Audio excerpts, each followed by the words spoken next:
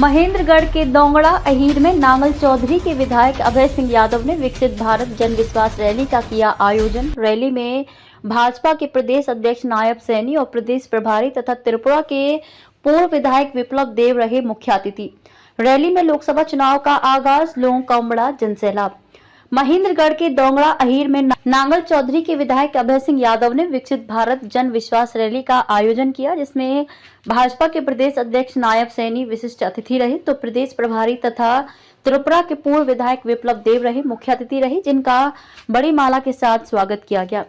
Rally में पूरे महेंद्रगढ़ जिले की चारों विधानसभाओं से लोग पहुंचे थे। रैली की भीड़ को देखते हुए विधायक अभय सिंह यादव गदगद दिखाई दिए। डॉक्टर अभय सिंह यादव ने लोकसभा चुनाव लड़ने के भी संकेत दे दिए। उन्होंने कहा कि मेरे छोटे से बुलावे पर इतनी संख्या में लोग पहुंचे हैं, ये मेरे पर एहसान रहेगा।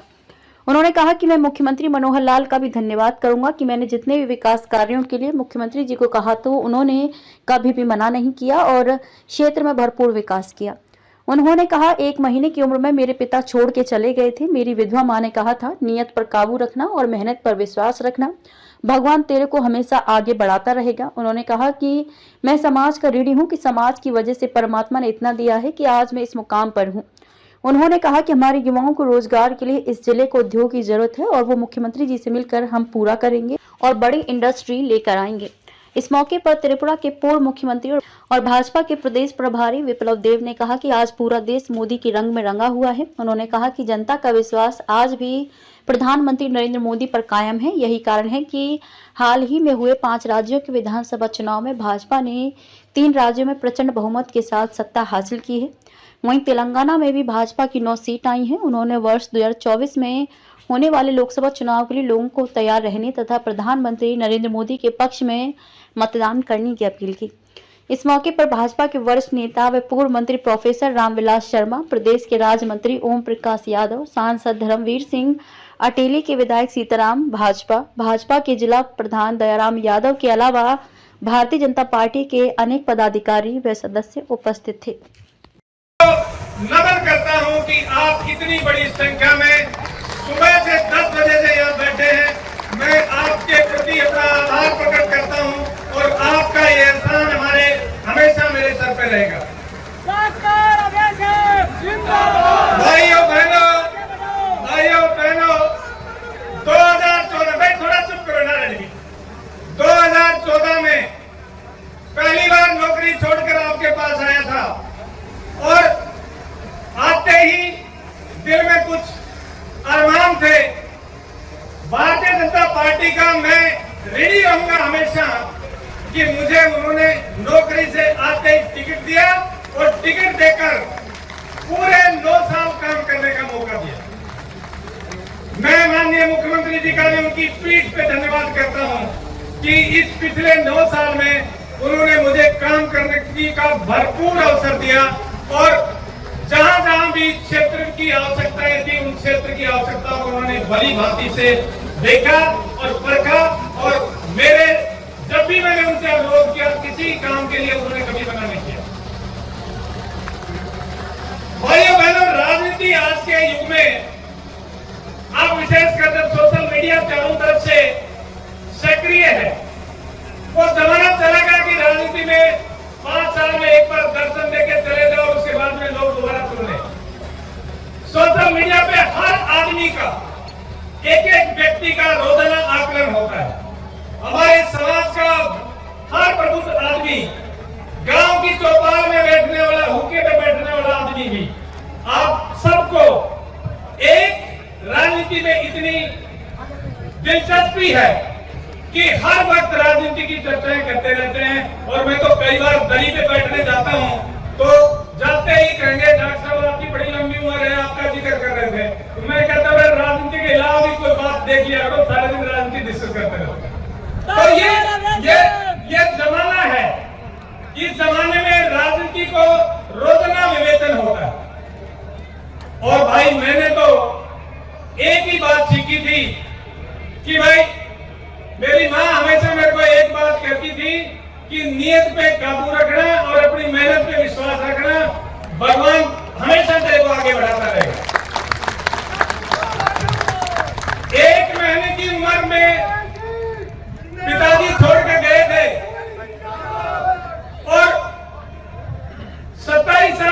विधवा माँ के साथ 15 साल की उम्र में हल चलाना खेत में शुरू किया था और वहां से यात्रा शुरू करके इस जगह तक मैं पहुंचा हूं। मैं तो हमेशा समाज का ऋणी रहता हूं कि समाज की वजह से ही हमें इतना कुछ दिया। मेरे ख्याल से परमात्मा ने इतना दिया है कि उस विधवा माँ की कोख से आज भी 10 क्लास 1 अफसर उस परिवार में है। मुझे इससे बड़ा पारितोषिक परमात्मा से कुछ नहीं चाहिए। और आप लोगों के दिल में दिमाग में कई बार ये बात रहती है कि इसको विधायक को कुछ नहीं मिला। अरे मेरे को तो बहुत कुछ मिल गया। मेरे को इतना प्यार मिल गया आप लोगों का कि मेरी एक आग्रह पर आप इतनी बड़ी संख्या में सुबह से यहाँ बैठे हो। इससे बड़ा पारितोषिक मुझे मेरे लिए कोई इससे बड़ा पारितोषिक नहीं हो सकता।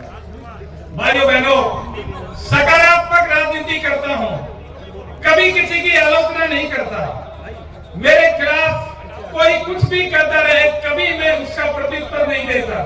मैं ये कहता हूं कि अगर भगवान ने हमें मौका दिया है, मौका काम करने के लिए दिया है, बिना काम के विवादों में फंसने के लिए मौका नहीं दिया।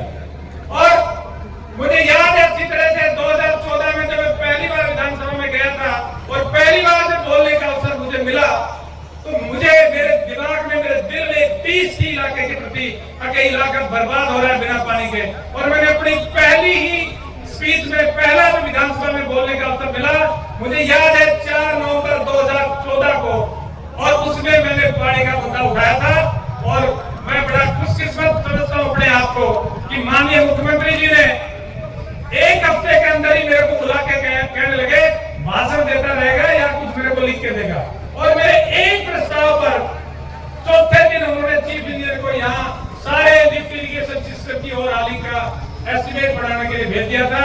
वो चीफ इंजीनियर मालिक साहब अब नहीं इस दुनिया में चले गए, लेकिन उन्होंने कहा था कि डॉक्टर साहब पिछले कई दशक से हम प्रयास कर रहे थे लिफ्ट इरिगेशन का और हाली करवाने की, लेकिन आपने पहली बार ये इनिशिएटिव लिया है और 143 करोड़ का प्रोजेक्ट बना के मुख्यमंत्री जी ने सारे इलाके की पानी की समस्या को हल कर दिया। बीजेपी जिंदाबाद। और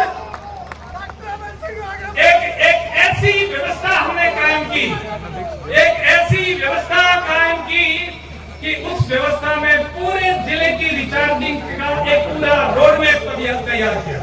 हथनी कुंड से अपनी कार में कच्ची पटरी के साथ 2 दिन तक नारनौल तक सारी नहर को देखा। एक दिन पंजाब बॉर्डर से कुरुक्षेत्र बुढ़ेरा है तक नर्मदा ब्रांच को देखा और लगभग 1.5 घंटे की पावर पॉइंट प्रेजेंटेशन मुख्यमंत्री को दी थी। माननीय रामविलास जी बैठे हैं, ये उस प्रेजेंटेशन में मौजूद था। और जब मैंने अपनी बात खत्म कर दी तो मुख्यमंत्री जी कहने लगे कि बड़ी मेहनत की है। मैंने कहा जी मेहनत तो की है, लेकिन ये सारे प्रस्ताव मेरे स्वीकार कर लो और इस इलाके को, दक्षिणी हरियाणा को पानी देना बहुत जरूरी है, इलाका बर्बाद हो रहा है। और मुझे खुशी है आपको ये बात बताते हुए कि 2000 करोड़ रुपए की एक चीज माननीय मुख्यमंत्री जी ने पूरे हथनी कुंड से नारनौल तक नहर की कैपेसिटी बढ़ाने की मंजूर की और 80% काम उसमें पूरा हो गया, 20% काम बचा है। और मुझे उम्मीद है कि अगली बारिश का टाइम आएगा तो यहाँ लगभग नारनौल में 600-700 क्यूसेक पानी आपके खेतों में रिचार्जिंग के लिए पहुंचेगा। दोहा नदी डेरोली से लेके माजरा तक रिचार्ज हो गई। ये जासावास, भांडोर और दूसरे गांव हैं। इन गांवों में मैं पीछे गया था तो कहने लगे डॉक्टर साहब पहले पाइप हर साल नीचे डालने पड़ते थे, अब हम पाइप निकालते हैं। पहले हमें खरीदने पड़ते थे, अब हम कहते हैं स्पेयर हो गया, पाइप ले जाओ। तो ये इस सरकार का करिश्मा है, इस पार्टी का करिश्मा है। और इस पार्टी ने दक्षिण हरियाणा के लिए जितना दिया है, मैं नहीं समझता कि किसी सरकार ने कभी 70 साल में भी दिया।